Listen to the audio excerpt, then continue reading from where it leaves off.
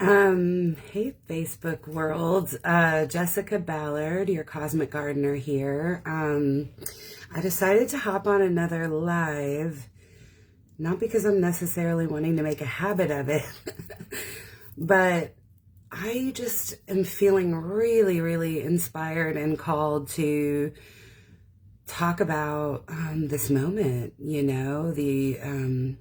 the energy of this moment, the astrology of this moment. I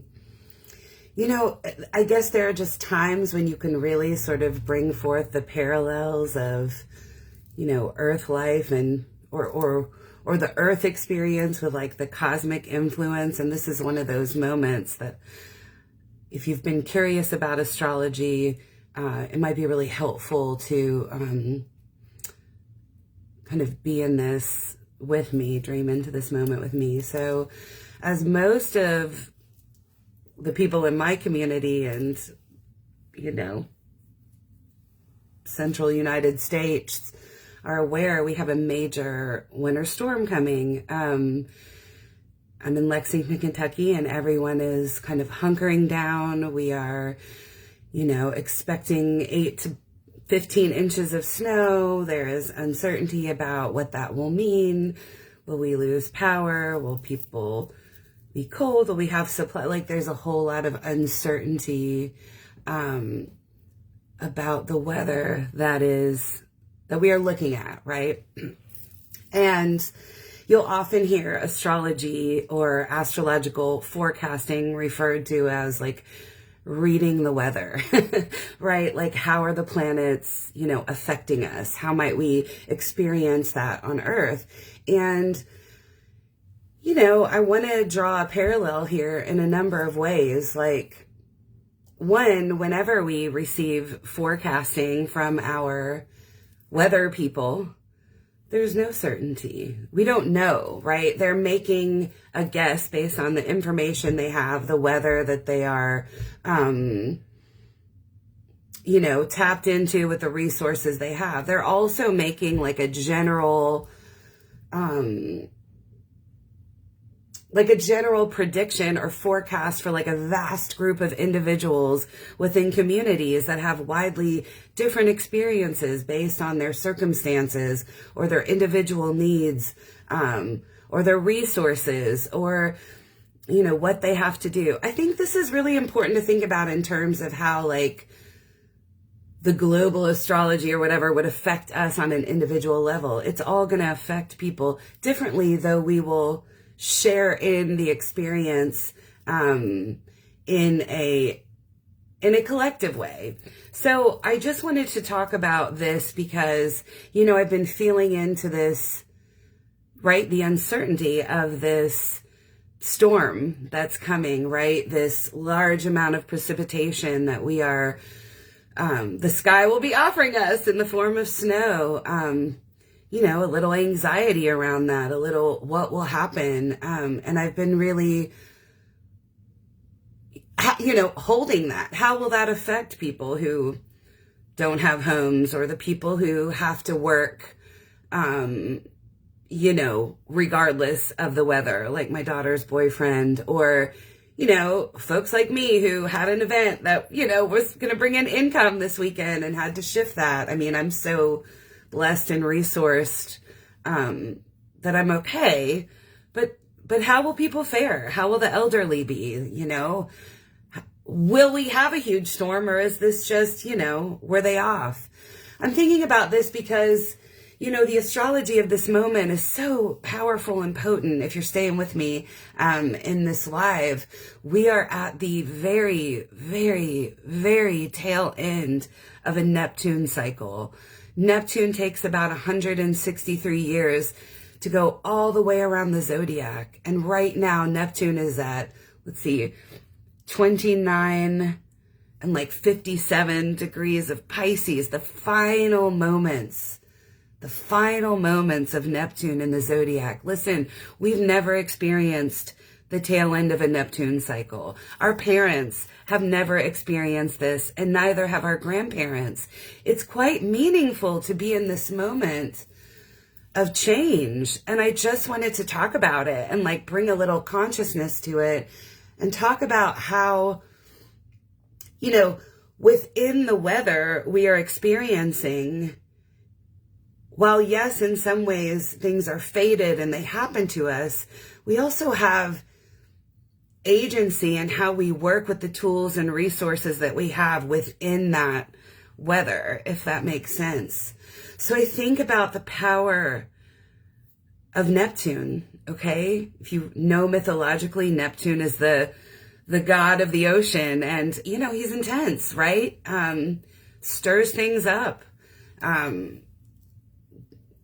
gets a little upset about stuff, but also, you know, when I think about Neptune, I think about the guardian of what I would consider the spiritual reality, right? Saturn is the guardian of like this conventional reality, the nuts and bolts, the buildings, time. I feel like Neptune is the guardian of the unseen world that we both imagine, we dream, we fantasize, but also on some level we know. Because I think there's a spiritual, mystical part of us that is tapped into a reality that we can't quantify, we can't measure, we can't prove, and yet it's so real. Like when we feel synchronicity in our experience, when we feel maybe an animism in nature, we feel, you know, messages from our ancestors, we feel some sort of faith or belief in our spirit. I feel like that is connected to this Neptunian reality that is really brought forth by our ability to dream, you know. Neptune being in the sign of Pisces, you know, Pisces, it has been in the sign of Pisces since 2011. And, you know, modern astrologers would say that Neptune likes to be in Pisces. Pisces is the sign of water and oneness and surrender and sacrifice and release, which are very, you know, Neptunian themes. And so we think about these energies kind of culminating at the tail end of this entire cycle of understanding that, you know, many people will never have the opportunity to witness this bridging of Neptune and Pisces moving into Aries. And I think whether or not you know any astrology or you've ever studied or been curious, I think it's just powerful that we have this technology, even if you're just popping on this right now, to take this moment to be attentive to what this can mean for you and what you can notice. And even in terms of cycles ending and beginning, like what is culminating and releasing, and what will be pioneered and dreamed in the next 163-year cycle that begins on Monday. And so here we are in this moment that is quite Neptunian in Pisces, right? We have literally like loads of precipitation coming down. It is stopping us. It is overwhelming. It is uncertain. We don't quite know how to deal with it. We have tools and resources, you know, we don't know what will happen. There could be, you know, mass suffering with this event, right? In our community. There could be people that go without power, people that are cold. There also could be opportunities in terms of Neptune and the spirit of Pisces and empathy and compassion to show up and help people and support people. There could be, you know, Pisces, Neptune and Pisces is an invitation to dream. It's an invitation to rest. It's an invitation to create and imagine with the unseen spirit, you know, the way that we can tap into the supernatural on a level, to dream into and imagine and fantasize. You know, you have to be careful because it can be an illusion sometimes. But I think this is a very key and beautiful time to dream and heal, you know, and things are so intensely uncertain. There is so much suffering. There is so much anxiety, right? And we all know that. We're all aware. So like we can spend this time, you know, maybe communing with that energy, right? But I would encourage you to invoke the dream with it. Invoke the prayer. You know, Pisces is prayerful. It is hopeful that there is a spirit, that there is a miracle, that there is a mystery.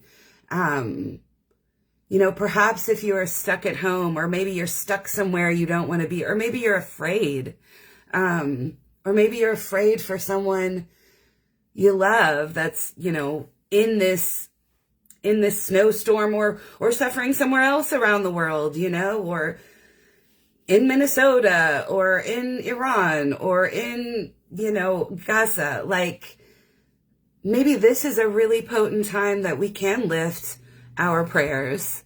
I want to believe that Neptune and Pisces can send them out to the unseen forces, to the universe, to be heard, to be held, and maybe to be answered, maybe not.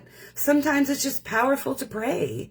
You know, we are entering into a new time, a literally new reality. All of the outer planets in the last, you know, year have been changing signs, which is meaningful because they don't do that very often. You know, Neptune does it every 13, 14 years, Pluto every 20.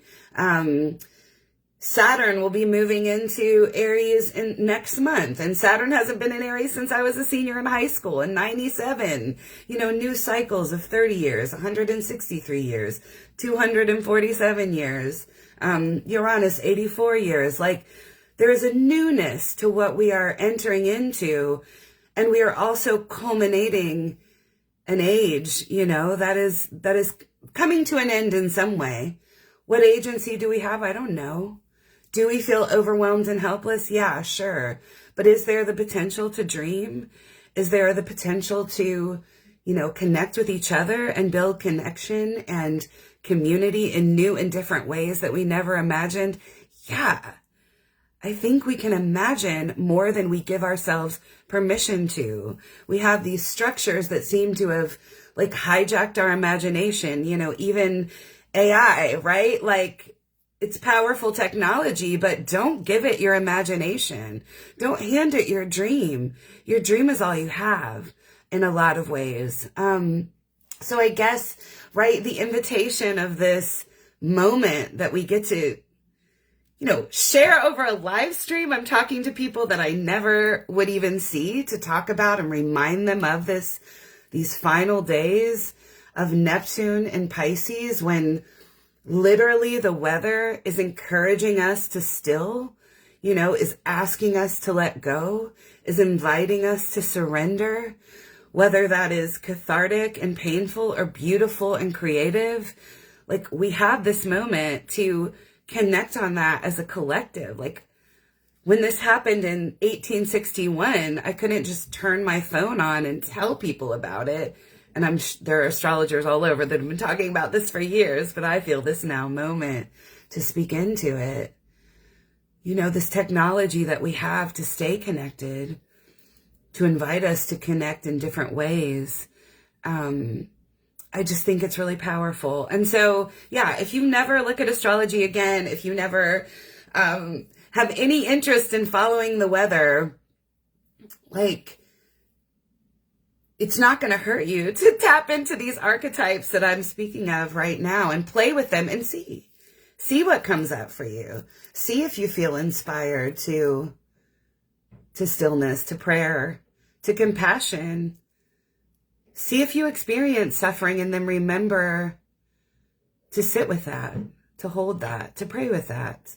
I don't know what's going to happen. And that's what I take into my astrological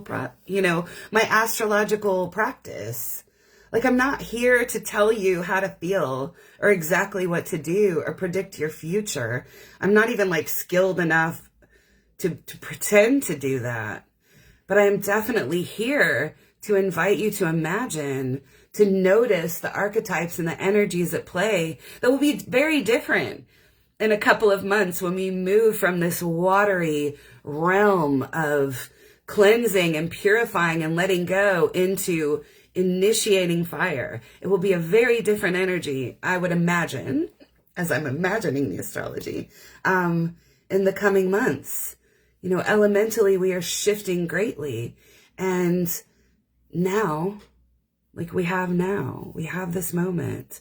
So, you know, maybe I'm just ranting on and on, so I'll turn this off, but people keep jumping on, so I'm kind of continuing to play here. Like, think about, right, if we want to think about this culminating of energy of not just Neptune and Pisces, which rules water and precipitation and overwhelm. I'm just saying those themes are quite present right now. Think about this energy of Pisces, both Neptune, right, the ruler of the unseen, and Saturn, the ruler of, you know, this conventional reality. Again, the nuts and bolts, the bills, the time, the aging.